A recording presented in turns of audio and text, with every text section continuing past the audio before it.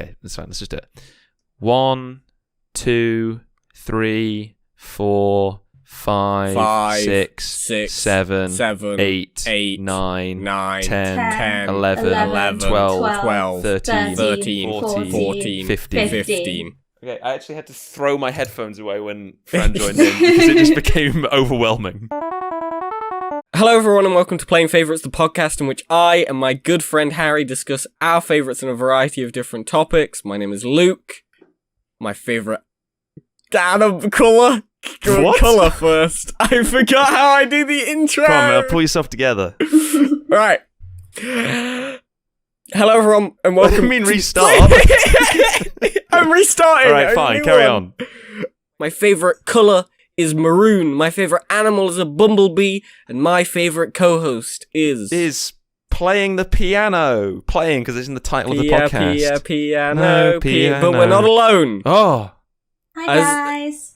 It's Fran. Fran's Hello. here. This is Fran. Hello, Hey, I'm Fran. Hi, Fran. Fran, we've brought Fran on because she knows about music. And me and Harry Debatable. don't. Debatable. But I fucking hope you know about music. We've got you on now. We've already got you on I now. I probably no know shit. a little bit more than you do, but Okay. I still How don't many know that much. instruments do you know how to play, Harry? I can play Song of Storms from Legend of Zelda Ocarina of Time on the keyboard. But only with one hand. No, I can do two-handed bits. I can only do one Ah, hand. there you go. Okay, what about you, Luke? What instruments do you play? I can do that with Yeah. one hand. Okay. And I can play the marching drum. Ooh, I have played the marching drum. Well, I'm a professional. Oh. I've got the beat down. You've got the What degree. about the time where the strap broke off your drum? The strap broke we off don't your talk drum about that. halfway Wait, is this a through story? parade. That's and a real story, yeah. It landed on your feet, Yeah. What? and it hurt. It hurt. Tell them quite the a lot. story, Luke. The strap, you know how you have a marching drum and you... Yeah, the little That's sort the of snare. Okay, not the bass, not the massive bass. No, I'm drum. not. I don't have the bass. Yeah. I didn't have the strap break on my bass drum and it Yeah. rolled down a hill. crushed Like a Wallace and Gromit routine. Yeah, and someone's running away from it. Like an Indiana Jones. No, the strap broke and it fell on the floor and I had to carry it the rest of the way. Oh, how? Wait, were you playing it at the time? I was playing it. I wasn't playing it when I was carrying it. No. What was everyone else there? Were you just sort of marching? Yeah, I was Just trailing marching along behind with a broken drum, not Yeah, able to the join back. them with No, the I music. had to get back in step. Oh, you're just So, holding a drum. Yeah, What a sad tale. How old were you? probably like 13, maybe. Oh, okay. This was edgy teenage Luke. Yeah. Yeah. Anyway, the point of my bit. Oh, was yes. that, Fran, how many instruments do you know how to play? More than 0? More than you.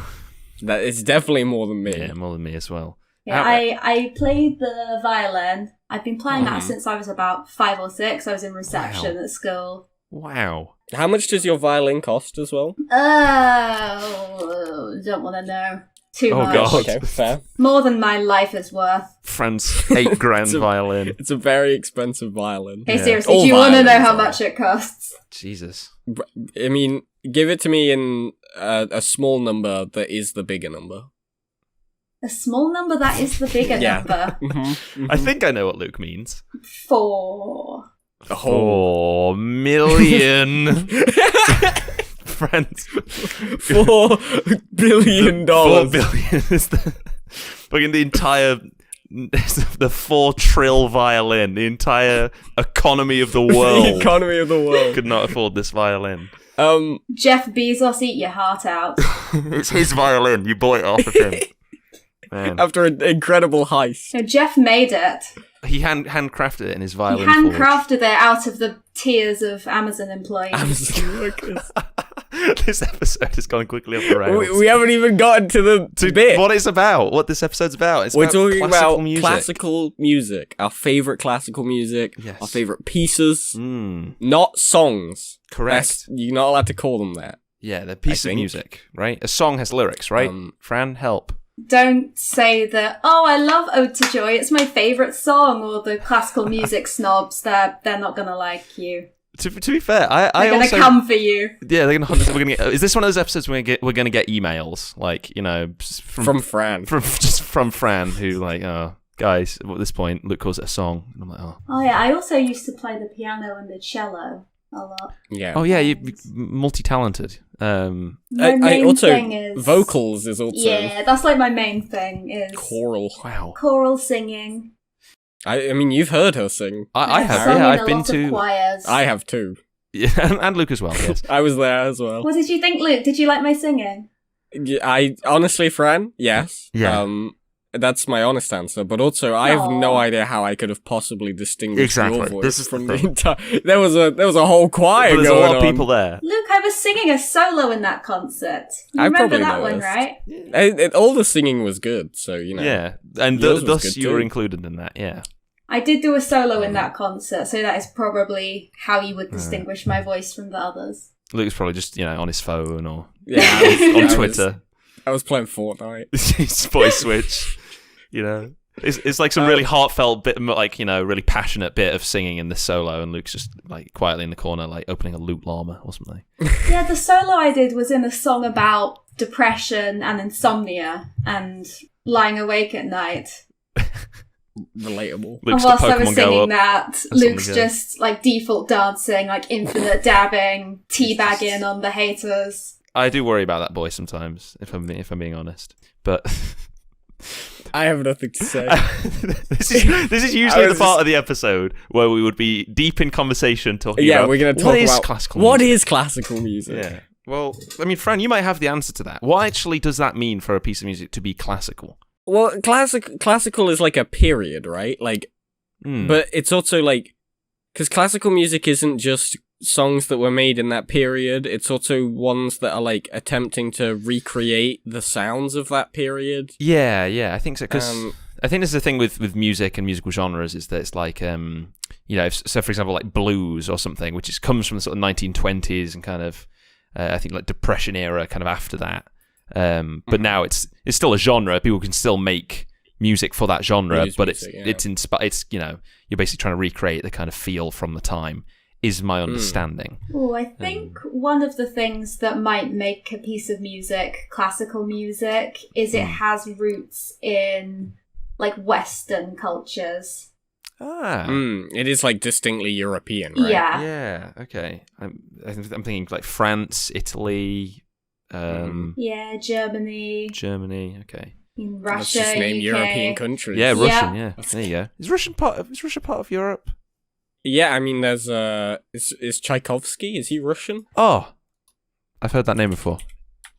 You definitely know who Tchaikovsky is. Yeah, I've heard of him. This is the thing with classical music. Literally, my entire knowledge comes down to I might recognize some names. I think I could name like 6 classical musicians. Go. You're not Okay. allowed to say Mozart, Beethoven. Why or not? Why not? What? I need those ones. Oh no. Yeah, you're a fan of classical music? Name 3 of their albums. Those were 3 of my 6. Okay, Tchaikovsky, Yeah. Franz Liszt, Okay. Debussy, Yeah. Okay. Oh no. Luke's doing much better than I would. Bach, Beethoven, and Mozart. Damn. There you go. Close enough. Fran, can you name 6 classical composers, please? That aren't the 6 I There just aren't the named. 6. Oh, there you go. There aren't the 6 Luke just did. I know so many classical composers. Why can't I think of any once you put me on the Is that spot? classic? Classic. Yeah. Okay. Beethoven. Mozart. Beethoven again. Yeah. Oh, wait, Pachelbel. Okay, Luke. I'm a bit concerned actually. I can only name like 3 of Luke's 6. Okay, no, I'll think. I'll and think they were the of 3 6. we all talking about. Okay, go. Come on. Stravinsky. Okay, I don't know who that is.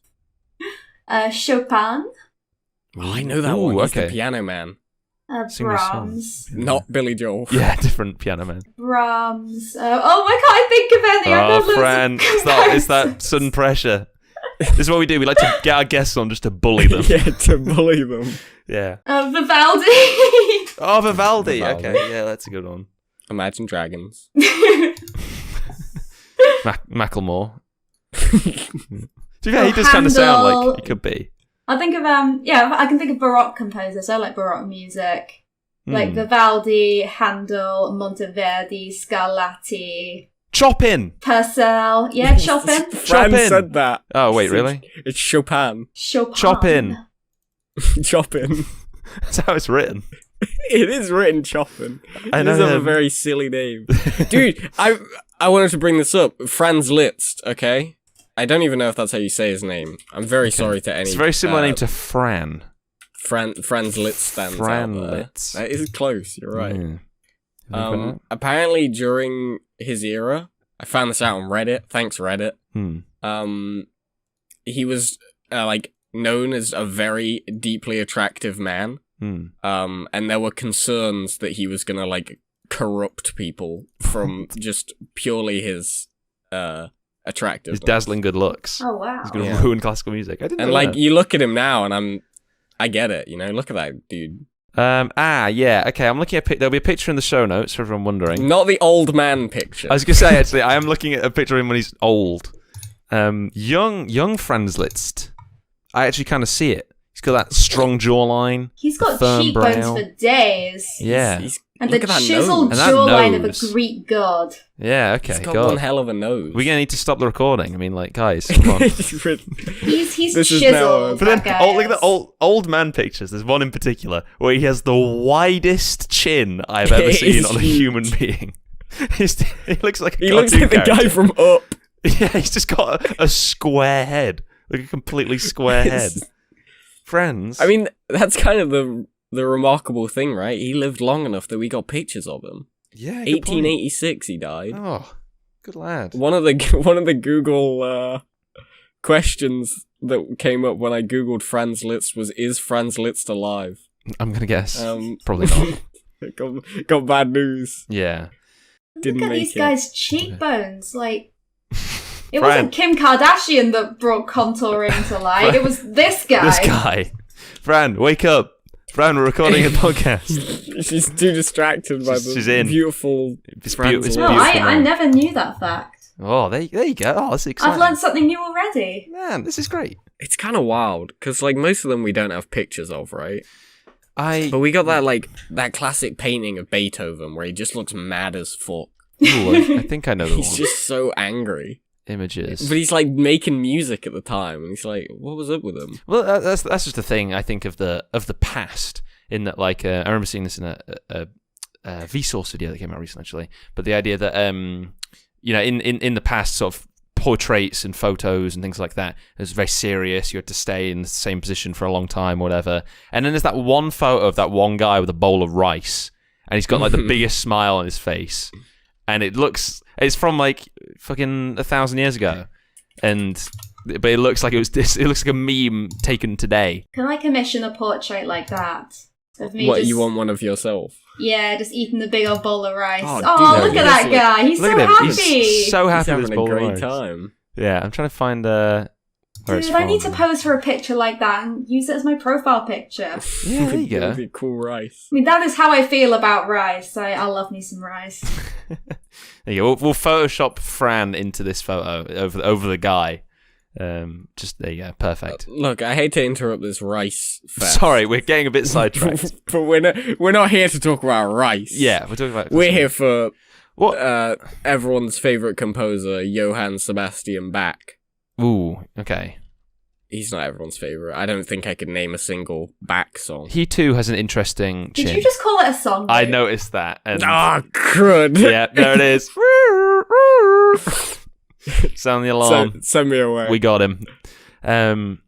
Yeah, I mean, he's an interesting looking man. Well, one question I actually have for Fran, because this is the thing that always confuses me with classical music, is how do you get started with classical music? Because it's not exactly the most accessible thing. From the outside, it's not particularly accessible. So, I mean, I assume that you sort of got involved with it through your involvement through, choir and violin, stuff like that. So you were sort of already in from a young age, is that? I don't know, tell me about it. It's a good question. Yeah, when I was in school, I was super, super into music. I was doing so many ensembles. I was in loads of choirs and orchestras. I was doing a string quartet. And everyone else I knew from school or from outside of school that was super into music had been doing it from a really young age. A lot of people started learning instruments when they were about 5, 6, 7. Yeah, okay. I guess a lot of young children start playing instruments at that age. Often there'll be class recorder lessons that everyone will be forced to do. And I think a lot of kids, it just isn't really their thing.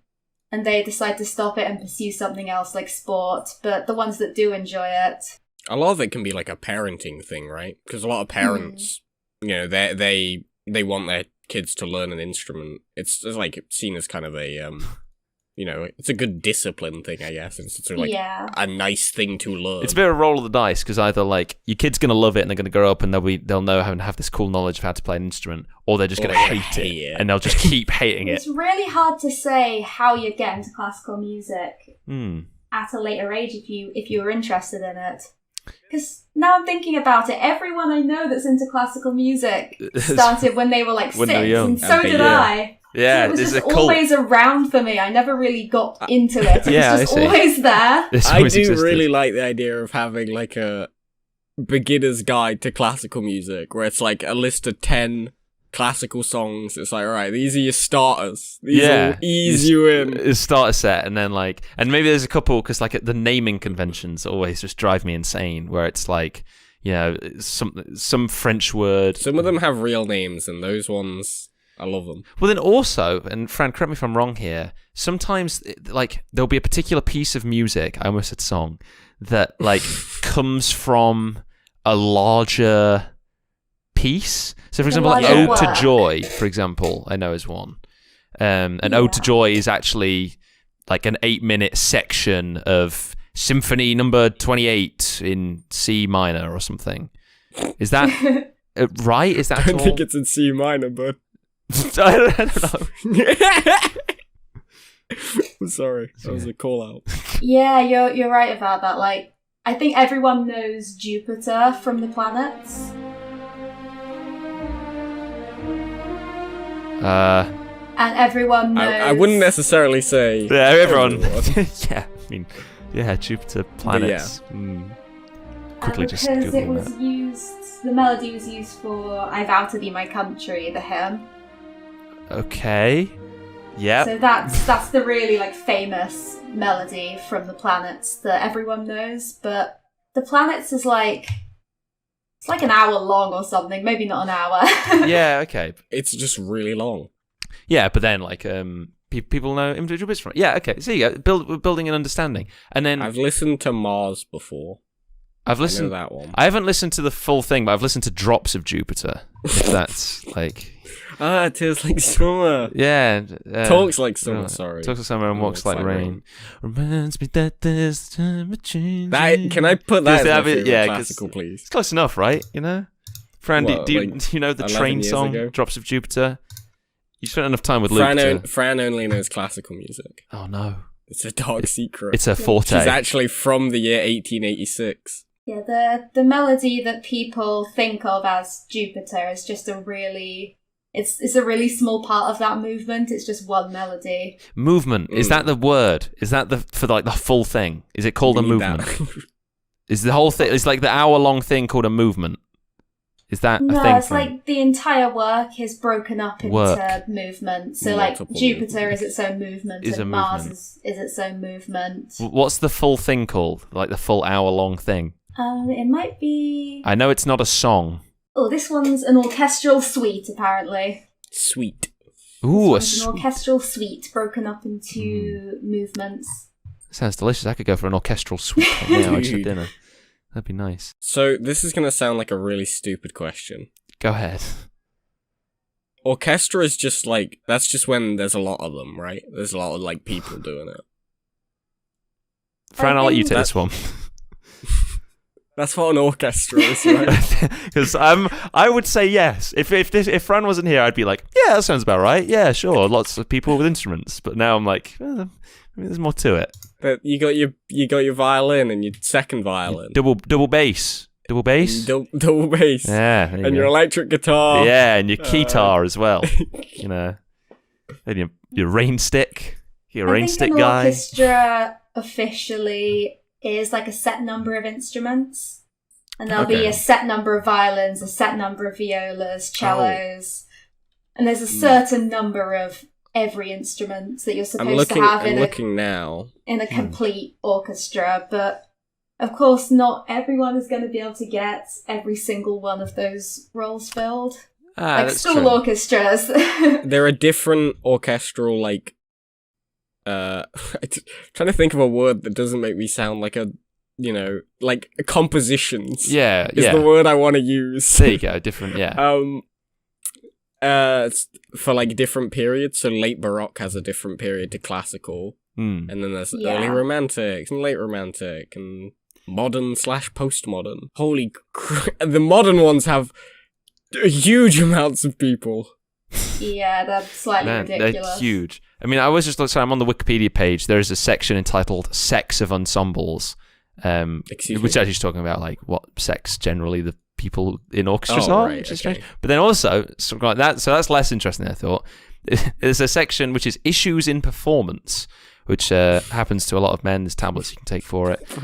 But under that, there's a section called faking, which is basically where I mean, one of the great unmentionable topics of orchestral playing is faking, the process by which an orchestral musician gives the impression of playing every note is written.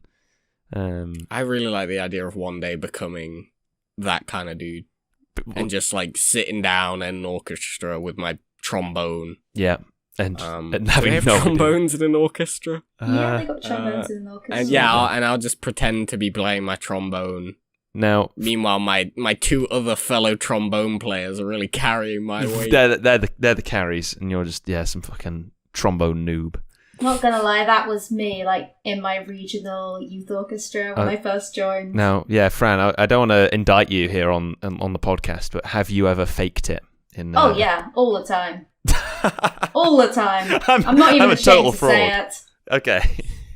So I was not ready for that. I thought it was gonna be like a secret shame.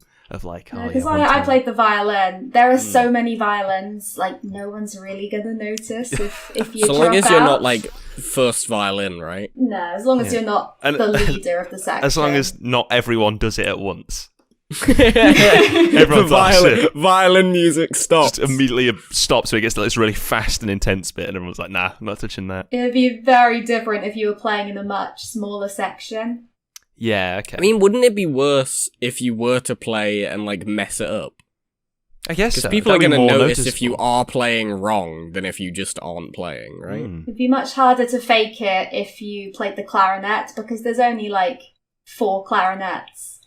And usually they all have different parts as well. Yeah, so each clarinetist will have their own unique part. So if one of you drops out and tries to fake it, it's probably not going to work quite as well. What's the easiest instrument to fake in orchestra? Ooh. They do have 4 to 8 French horns. I'm thinking... The French horns usually have their own unique parts as well. I don't think you could do any of the percussion instruments. That one feels I kind of want to say the violin just because there's the most of you. There's just a lot of them. Yeah, there's just a lot of violins, yeah. No, that makes sense. There's not drums, is there? There can be in a modern orchestra, yeah. I'm just thinking about, like, you guys seen the movie Whiplash? I have, yeah. Oh, good movie. Fran's never seen a movie, except for classical movies. I don't watch movies. Whiplash is really good, to be fair. It's a great beginner-level, friendly, easy watch. I only watch 17th century movies, Harry. You should know this. Sorry, classical movies. Yeah, good point. Sorry, I should have known. Starring Franz Liszt. Yes, fucking. He's a proper Hollywood action hero. A jawline like that? Fucking. How can you not? I think I've pronounced Franz Liszt 17 different times this episode. I'm really hoping one of them's right. I mean, the pronunciation of all of this stuff. I mean, I don't even know how to say the title of my favorite piece of classical music. Okay. Well, I don't know what your thing okay. is. Well, okay. We'll come back to that. And in which case, I'll be curious, Fran, since you've had it been exposed to you all the time. Can you just read these words? Like you know when it's like, I mean, hang on. Well, Fran, you know French, right? A little bit. Oh, really? Yeah, wow. Most of the time in music notation, most of the words are written in Italian. That's sort of the standard. Piano. Wait, no. Yeah, I mean, it means quiet. Yeah, piano is quiet. I did it! Yeah. I got the right word. And forte is loud. Bellissimo! Vibrato. Wait, that's not music. Yeah. Vibrato, yeah, There that's one. Crescendo. Yeah, crescendo as well. Mezzo. Yeah, mezzo piano and mezzo forte. They're like slightly loud and slightly quiet. That... fairly loud, fairly quiet. Yeah. You guys see Vino. that classic bit of music notation where it says PP very soft? Yeah. The BB very soft meme is very good. I think we've all seen that. I fucking love that one. People need to look in the show notes for that. Don't worry about it. It's okay. I've got it for you, Harry. Pop Great. that one right in the Yeah, show. don't worry. But Yes. PP means very soft, so why would they write Why both do they of put it in them? brackets? I don't It's know. probably for like a child, right? Who doesn't. Oh god, know. that makes me much more uncomfortable about this. Then why meme. not just write very soft? I don't know. That's a decent point. By the way, I will say we were talking a moment ago about like introductions to classical music. There's a video that I really like. I think the guy who made it is like his YouTube channel is just classical music stuff. Mm-hmm. But it's 100 songs you've heard and don't know the name. I've seen this video. Yeah, and it's all classical classic. music. And like there's a couple like it's really obvious. It's Four Seasons, it's Flight of the Bumblebee, it's that kind of stuff. But then there's some that you might have like the song, the title suggests, it's ones you've heard and think that's what that's called. But also it's just like it gives you just a little taster of like a whole bunch of pieces of classical music. It comes up with the name, a little picture of the person who composed it and their name. Like so it's actually like a really useful. I would recommend this if people have heard this episode and it's for all.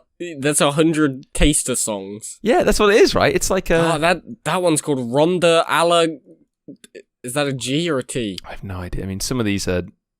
Okay, I just clicked to one randomly. It's Funeral March. That name's actually quite easy to say. But then like Etude N.1. What is this? Is this a programming project? Like, I don't know. I don't understand that one.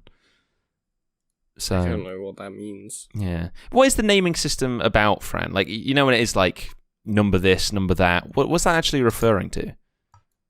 Is it like a series? Do they have like a series, entitled, whatever, and then it's number one, number two? Isn't it usually like its position in the key work or something? What was that, sorry? Like I don't understand. Yeah, so you know how like classical music is often titled something number 3, or you know what I mean by that, like NO.3. Like Symphony Number 5. Yeah, there you go. Yeah, something like that. Yeah. Is it literally just like the 5th one they made, or do they have like a running? Yeah, pretty much. Okay. Pretty much just the 5th one they did. Yeah, well, that's the thing. I don't understand like how any of this. Genuinely, like if we were to do this episode, this episode wouldn't happen without you, Fran, because I don't know anything about classical music, not even in a jokey way. I mean, I've forgotten a lot of what I used to know, to be honest. I mean, to be fair, I did also study classical at one point. What the fuck? Yeah, I know, this is a big plot reveal. What a fucking bombshell! In music, in like just GCSE music, not Yeah. GCSE. Yeah. I didn't do GCSE music. Yeah, okay. Just before GCSE, we did like an entire year that was dedicated to like classical music through the ages. Wow. Sounds really boring. I don't remember any of it. Oh, Yeah, on your we- first lesson of that, did the teacher put a piece of paper in front of all of you and say, write down the answer to, what is music? Probably. That's the most cliche way to start any music lesson course at school. I would have written down for release. There you go. That doesn't really make sense, but Full stop. Yeah. what is music? Full stop. Like Yeah. every music teacher does that, I swear, at the start of a new school year. What would your answer be, Fran? What is music? Oh, don't make me answer that. You've just done the music teacher thing, Harry. You just music teachered Fran. Exactly. I've turned it around. I'm the fucking teacher now. Yeah, I think the answer I put to that was a combination of the elements of music, which was like pitch, dynamics, timbre. I think for me, my answer would be like very vague. It would be like it's A beat and a melody. It's audio art. Hell, that's a cool way of answering There you it, I go. think. Like it's art that sounds pretty. Mine was just beat and melody. Beat which and is melody. Literally true, I think, but I think they're the main antagonists of my upcoming indie Pokemon spin-off. indie. Yeah, there you go. Yeah. Well, Luke and Fran, I think it is approaching that time of the episode that I'm very excited for, to hear about people's favourite pieces of classical music. Something I think one of, if not the most difficult thing to come up with off the top of your head. I think this is a really difficult one for people to just come up with. We got a lot of responses. Mm-hmm. We got ones that are plain, to the point, simple. We got ones that are not that. But we'll start with the plain into the simple ones, and we'll work our way up. Okay. Okay, Moonlight Sonata by Afro Man. Right. Thank you, Afro Man. By Afro Man. He composed by Afro Man Man. wrote Moonlight Composed. Sonata. Right, hang on. Frantically typing it into YouTube. You know it. Oh yeah, I mean, You've yeah, heard it all this is before. yeah, like with most pieces of classical music, you get the first 3 seconds and immediately it's familiar. Yeah, I mean, I think with this, like, with a lot of classical music, if it's iconic, if it's well known, it's great, right? There's like a lot of really recent comments on the Moonlight Sonata video. I mean, I imagine that it's getting like I guess it's like it's always it's timeless. yeah. Everyone's listening to Moonlight Sonata all the time, constantly. Yeah, but is that I mean, is that Luke or is that Fran? Are they doing that because it's their favorite? We'll find out. We'll have to find out then, won't we? What a weird remark. You said it so weird. Yeah, just in case people forgot the, how the format of the show the crux works. of this show. I'm just trying to tease it. Just trying to tease the format. I will say, Moonlight Sonata, is good and all, but you get a bit sick of it after a while, don't you? I suppose it's really meandering on this one, Beethoven. Good point. Can't you hurry it up a bit?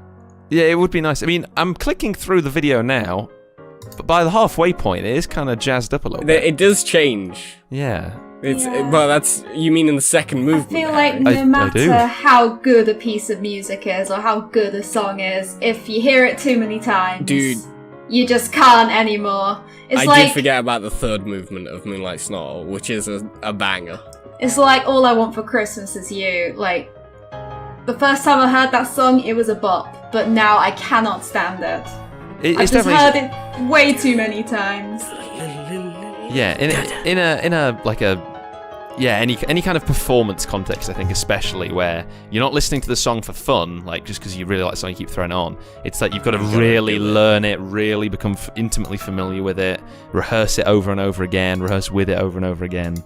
Yeah, it's easy for it to become less good. A second response, another classic. Yeah, literally. I'd hope so.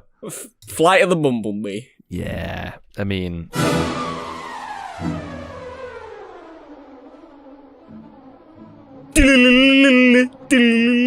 Yeah, I mean it's a. Oh, no, stop it! Stop it! I've edited it into the background of this discussion. No, so now you have to have me over the top. Over the top, battling. It's like Battle of the Bands between Luke Battle and of the Rimsky-Korsakov. Just have Luke's version of Flight of the Bumblebee just in the background of the entire podcast.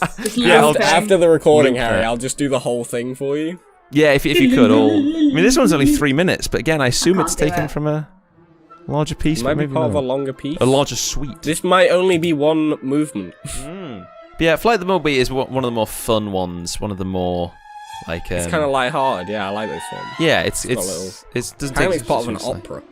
Oh, good. It's an good for it. interlude within the opera. Yeah, okay. It's kind of got that. It's got that big interlude energy. You know, if you listened to Flight of the Bumblebee outside, like you didn't know what it was called. Yeah. Do you think you'd be able to tell that it's about bumblebees? No, but if you said it's about an animal or insect, I might be able to narrow. You it might down. be able to get there. Yeah. I think that's very reasonable, actually. Fran, thoughts on Flight of the Bumblebee? Again, does it have that similar kind of effect that Moonlight Sonata had, or are you happy with this one? Flight of the Bumblebee? I think with Flight of the Bumblebee, it's one of those things that was made just to be impressive. Because it's really fast, right? Yeah, it's more made for like people to show off with instead of to sound good. Interesting. I don't know, maybe that's a really snobby thing to say. No, that's an interesting take. Yeah, I think in a lot of like concerti, so works made for a solo instrument plus an orchestra, and there's always a section at the end. Well, not always. There's often a section at the end of the concerto called a cadenza, which is an unaccompanied section where the soloist just gets to completely show off. They're really hard, they're really ridiculous, and I don't think they sound good. Like, there's no interesting melody. There's nothing really that interesting about the music other than it's just difficult. Yeah, that's a really interesting take, actually. Yeah, I mean, it's good. Now I feel like we've aptly critiqued it enough for it to be used in the episode under copyright law. Actually, I think it's a bit harsh to say that Flight of the Bumblebee is that, because I think Flight of the Bumblebee is effective. Like, the whole work is about, like, imitating different kinds of animals or evoking that animal. And I think it does a good job at that, even if it isn't the prettiest melody. That's true, yeah. It's still got that sort of artistic side to it, and, the fact that it's trying to capture something, an element of real life and a particular sound and stuff like that. I think it captures that well, but with, like, cadenzas at the end of a concerto, it doesn't really have a purpose. It's not designed to be good music, it's just designed to be difficult and to show off. You did just use some words that I completely didn't understand, but like... I know what those words mean. Wait, it's really? Okay, Fran. Oh. Yeah, she explained what all those words mean earlier. Come on, Harry. Aren't you listening to the lesson? There's a lot going on right now. I'm looking at... He's thinking about bees. Waveforms. I'm thinking about bees. I just rolled the sleeves of my jumper up. Like, there's a lot going on. All right. That response, by the way, was written in by Alice. Thank you, Alice. Thank you. Thanks for getting that. I forgot to mention that earlier. Okay. I'm sorry, Alice. What's thank you, Alice. But I want another one. I want another. Go on, give us one more. We got a response from Hellcat. Thank you, Hellcat. Hellcat is a huge fan of the classical era. Oh my goodness. Okay. We have multiple works listed. Jesus, I feel a bit overwhelmed. Boccolini's Quintet in D minor. Suppor's Fantasy for Harp in C minor. Oh no. But the one that Hellcat did settle on was Requiem in D minor by Mozart. Requiem from Dear Evan Hansen the musical. Who was that joke for, Harry? Me. I don't know if I know Requiem in D minor. Yeah, I wanted to search for it.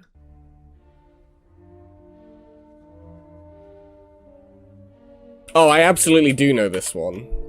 Yeah, no, okay. It got to the bit that I know. Yeah, there's no way you could know all 7 minutes of it, but like, there's definitely bits that... It goes, murder, murder. I don't mind this one, although it does feel a little bit too classical.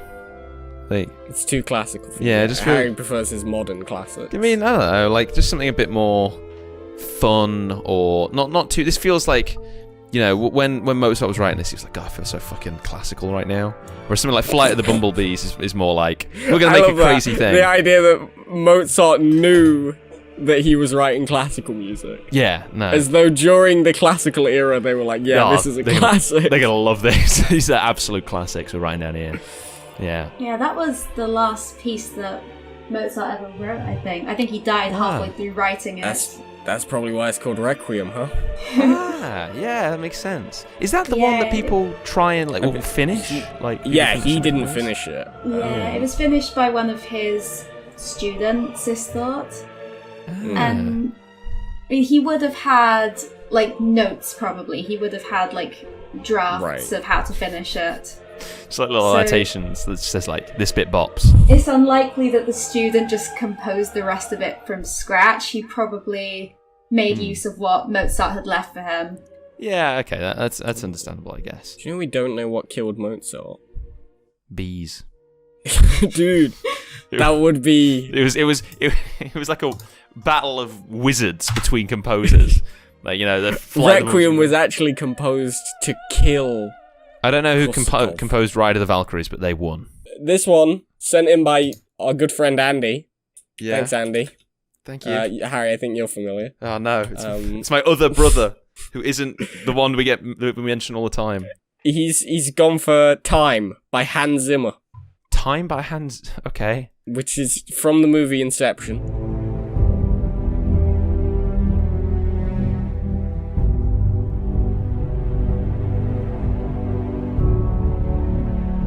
Oh!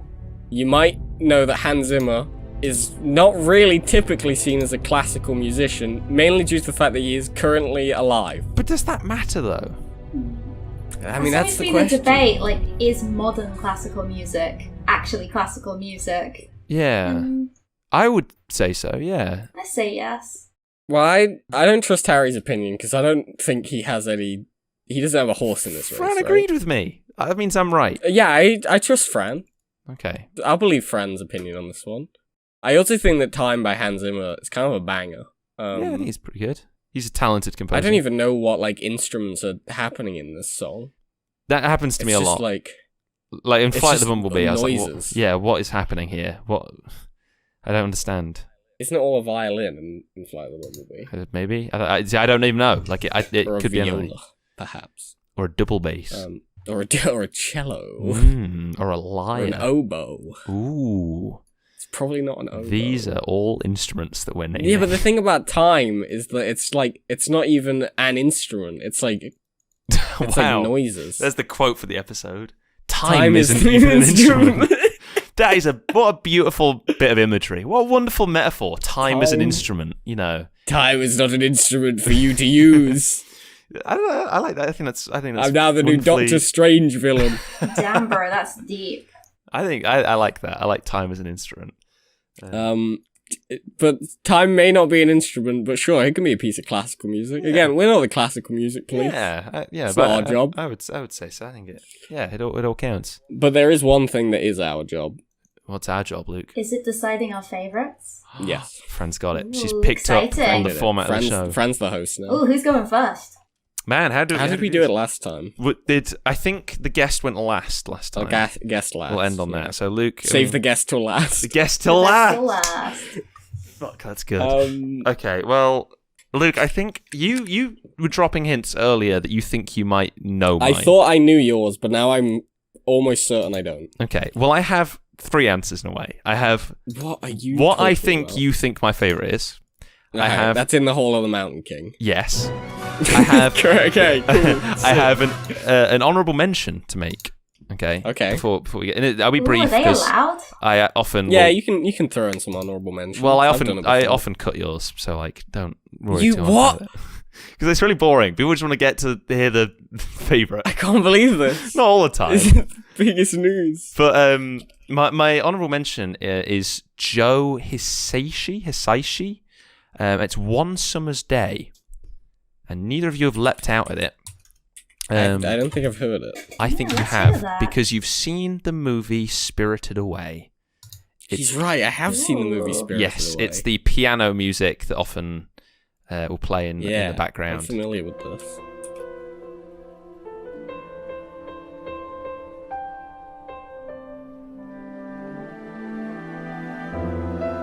Beautiful, beautiful piano Sounds piece. Like it's really from, emotive. I almost said something would make me sound like the most uncultured man on the Come planet. on, Luke, you got to spill the beans now. I said it. It sounds like it's from Breath of the Wild, which is such a silly thing to say because, like, I mean, sure. Like, I guess it could be. Breath of the Wild did, like. Oh, I've heard this before. Have you seen Spirited Away, Fran? Yeah, I've seen it. That's where you've heard it. Yeah, from there. But yeah, beautiful piece of music, really tied to the film, makes you think of that, and it's emotive, it's soft, and it's easy listening. But it's not your favourite. Well, I did only think of it about halfway into the show, and so I didn't really think. I see. Okay. So I'm also going to make another honourable mention, and one of these will become my favourite. Okay. My other current honourable mention, an original favourite, is, and I'm going to try and say the name of it, Nossian Number 1 by Eric Satie.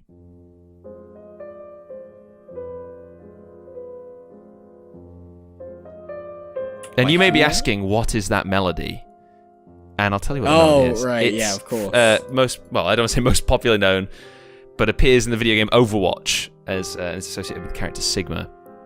And it's an absolutely haunting piece of really good, classical music. And it seems the more that I listen to it, the more it almost becomes, I don't know, almost relaxing or comfortable, but it's still very unsettling. There's something about it. And also, one of my favorite things is looking at the image of a YouTube video. Like, when you're uploading a piece of classical music, what image do you attach to it?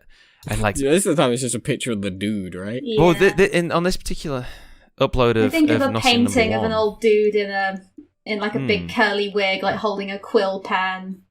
Like really serious expression on his face. With 4 seasons, it's a picture of sort of nature. What is this picture? This one, in this particular upload, I don't know, but again, it really makes me unsettled and plays into this. It's like a kind of, I don't even know what to call it. Like, it's sort of haunting feeling. They're in a weird umbrella. They are floating in some kind of strange umbrella on like a river of cornflakes, but like, I don't know, it's just something about the whole thing just, I don't know, makes me it's a good piece. unsettled and uncomforted. And I think I actually may commit to this being my favourite. After just listening to it now, it's so... Not in the Hall of the Mountain King? Not in that definitely did not. That didn't even make honourable mention status.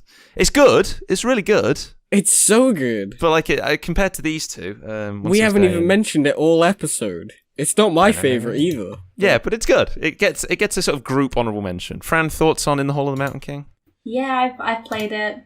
Nice. I like it. Nice.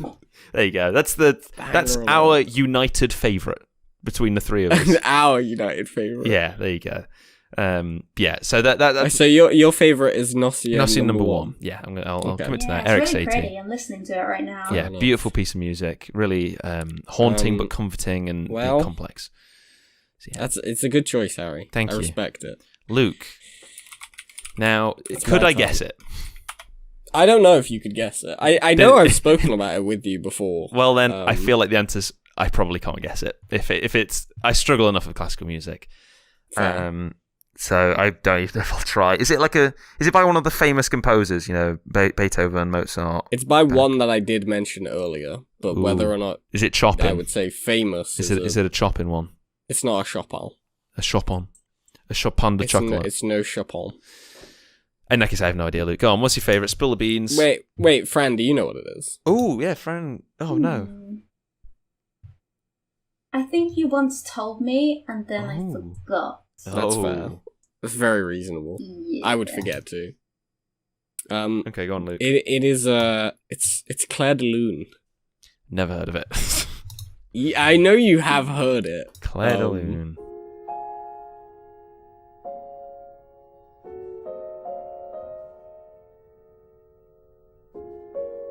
I love Claire de Lune. I also really love that piece. It is another one that is like it's slightly overplayed, but that doesn't stop me from loving it. I think it's absolutely beautiful. Oh, I've heard it. Okay, yeah, there you go. Sorry, it started playing. Have you not seen the Godzilla King of Monsters trailer? It goes Claire de Lune playing in the background. Okay, I probably have seen that trailer, but yeah, I recognize it. It's also in Danganronpa 3. There you go. It's such a famous piece. Debussy, yeah. To be fair, in that one Godzilla trailer, it's really well done. Okay, is this why it's your favourite? It's one of the reasons why, but it's not the reason why. Okay. Can I do honourable mentions? Fine. Or are you going to cut them? Well, I didn't cut mine, so like, we'll leave fair. those in. One of my honourable mentions, in fact, possibly my only honourable mention, yeah, other than In the Hall of the Mountain King, yeah, is 1812 Overture, obviously, because 1812 Overture fucking rocked.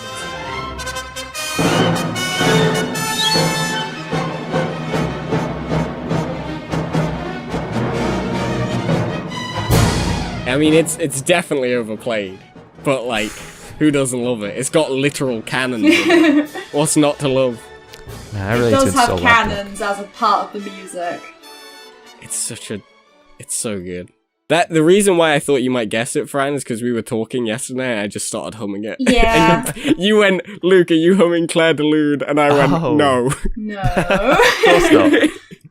Yeah, okay, no, I see that. Yeah, good answer, Luke. That's a good one. Yeah, good answer. But now, the spotlight turns to the true star of the show for this episode. Oh, wait, honourable mention! Dun, dun, dun, dun, dun, dun, dun. Yeah, okay. No, that's also a good one. But Fran, you, I assume, have a favourite piece of classical music. I do have a favourite piece of classical music. Could either of us, in theory, guess it? Is it Toccata and Fugue in D minor? It is not. Damn. That would have been a good one. Yeah, so it is a very well-known piece of music, but it's very well-known amongst like classical musicians and choral singers. Not for as plebeian. Yeah, as I don't lower think borns. that you could go up to a random person and like hum the melody and they would recognise it. Oh, okay. This is going to be interesting then. But like amongst people that sing, yeah, they definitely know this. Yeah, wow. Oh yeah, it's a singy one, isn't it? It is a singy one. Oh, so it's It got... is Allegri Miserere.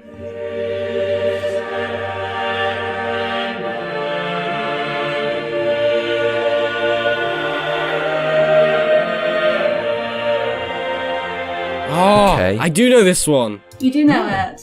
Wait, do I know this one? Hold on. It is very well known, but not quite as well known as like Claire de Lune or In the Hall of the Mountain King. Okay, I don't immediately recognize it, but like, it feels very... I feel like I can see, actually, yeah, I can see why it might be your favourite, because it does include sort of vocals and, you know... It's not still that choir. Yeah, it's got a choir in it, and human beings using their throat meat pipes. I'm just listening to it now. I'm just vibing to it. Yeah, man, It's a good one.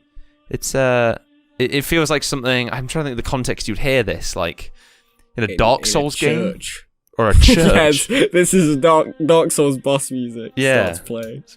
I did see a YouTube comment on Claire de Lune, which was, "This will be what we'll play when the credits roll at the end of the universe," which I thought was one of the really great things about this one that you've posted, Fran, is they've just gotten to a point where the big choir stopped singing.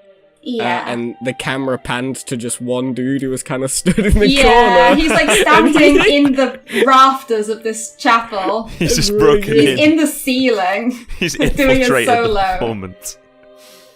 God, He's that's fucking good. broken Yeah, I in. think one of the ways people might go about choosing their favourite piece of music is if they are a musician themselves and they do a lot of performing. Like, each instrument has its own, like, masterworks, I guess. And they're the kind of pieces that you would aspire to play. Like, once you get to a good enough standard, you would aspire to stand on stage as the soloist and play one of these well-known pieces for your instrument. So, like, if you were a violinist, you might like Bruch's Violin Concerto. Yeah. So I think if you play that instrument, you can get a much like deeper understanding of what has gone into the piece that makes it so special. Man, like, Fran, I just want to say, like, I really agree. Like, that's a interesting point. Yeah, masterworks, things like that. But I've still got this playing, your favorite piece of classical music, and just like, you could put this to anyone saying anything, and it would make it sound really profound and meanful. Like, I'm just letting it play, and I'm like, fuck, man, I'm tearing up here. Like Have this in the background of the whole episode. Oh, just I'll just loop it. No, yeah, just loop it. So I think like one of the reasons why this piece is very special to me is because like my main thing is choral singing. Yeah. And I'm a soprano. That's my voice type. It's the highest female voice type. Yeah. And I don't know if you've gotten to that bit in the piece, Harry, where that one woman sings very high. She did go quite high. She opened her mouth very wide. Yeah. Wow.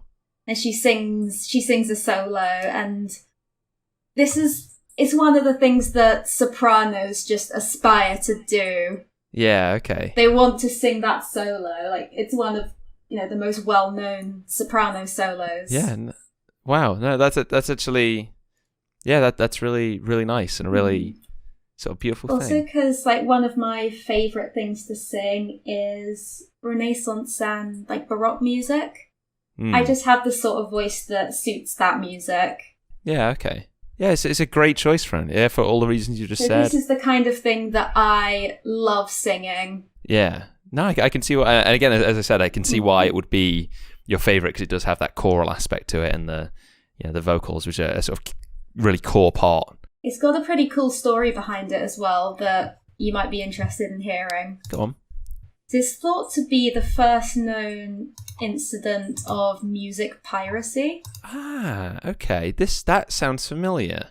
What? So, like on the Seven Seas, they were singing this. Yeah, it was a sea shanty originally. As they were pillaging. Yeah. No, it was composed in. Let me find it. It was composed in 1638.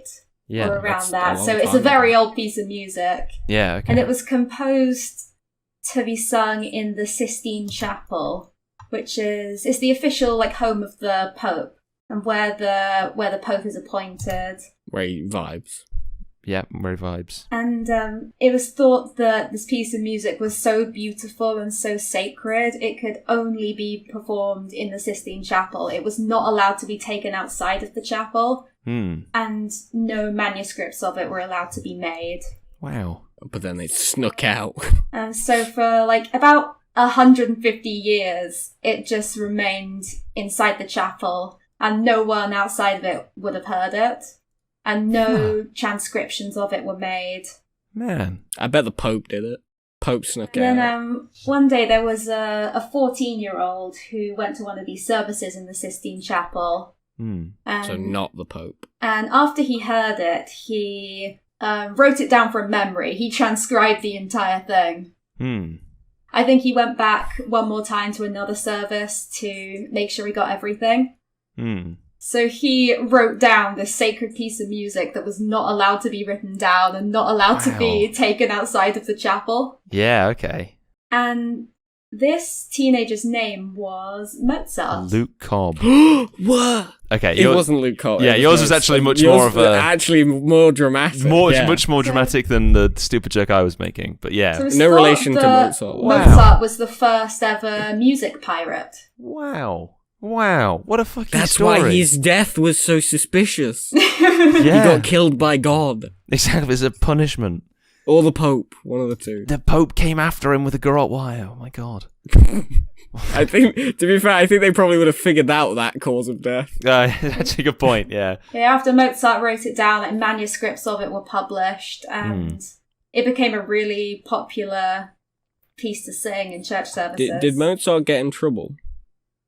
He didn't actually. Oh, I think all right for some. when the church found out, instead of excommunicating him, they congratulated him and gave him. Well, it's because him being able to write that down is actually extremely impressive. Yeah, right? Yeah, not many people could write that down from memory. That's a pretty Do you think you incredible could, Harry? Me and Harry just listened to it about 30 seconds ago. Yeah. Okay, so alternate history where me and Luke have travelled back in time. And it's a bootstrap paradox. It's bootstrap, yeah. And we realised, Mozart he's not here. Oh my goodness, me and Luke must save this piece of music. We have to write it down between the two of us. So it kind of went something like that. And then we travel back to the future, and it's this revered piece of music where it's a bunch of beautifully talented, choir members who just sort of go, ha. History's saved, everyone. We did it. And we slot in a little bit of Hall of the Mountain King. Yeah, just get that in, just for good measure. It's like those remixes that splice together a whole bunch of songs. We've just included a little bit of Nossian number 1 in there, a little bit in Hall of the Mountain King, My favourite part of it is definitely that soprano solo where she sings the top C and she just stays on the note for such a long time, and it just rings through the entire chapel. Singing in a chapel like that feels amazing because you can hear your voice echoing around resonating it. So much, yeah. Yeah, and especially if you sing really high, you can hear it resonating so much more. Yeah, no, I can imagine. Christ. I think that solo a few hundred years ago, it would have been done by a voice part called the castrati. The castrati, yeah. It would have been done by a castrato. Gotcha, okay. Do you know what kind of voice part that is, Harry? I don't know music. You don't know what okay. You got sopranos, altos, tenors, basses. So what's going on, Harry? Here? Well, yeah. For explanation, a castrato. Yeah. Is a high pitched male part. Yeah. And usually the way, so you know how usually a boy's voice gets deeper as they grow older. Yeah. Well, there's a procedure that you can do that stops that from happening. Okay. And they do that by cutting off the child's balls. Thank you everyone for listening, Fran. It's been great having you on. It's been a pleasure having you, Fran. Absolutely. Yeah, women were supposed to stay silent. Fran, we're ending the episode. We're ending the episode. Oh, we're done. Okay, Fran, please.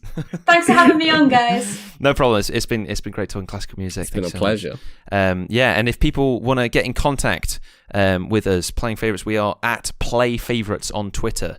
Favourite spelled with a U. Remember, it's FAVOURITES. And also, you can email in playingfavouritespodcast@gmail.com. You can email in with suggestions, future episodes, your favourite piece of classical music.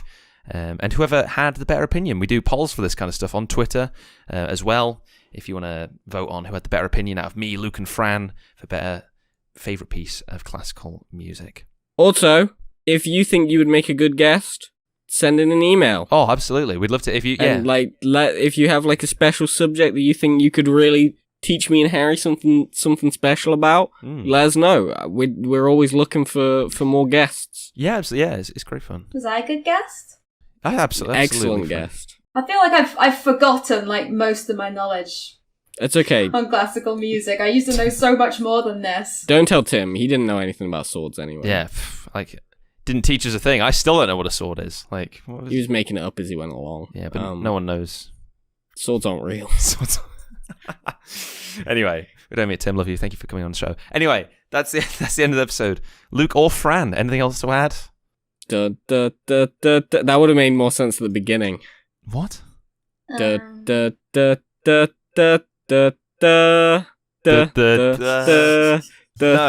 we need to. What we need to end with? That's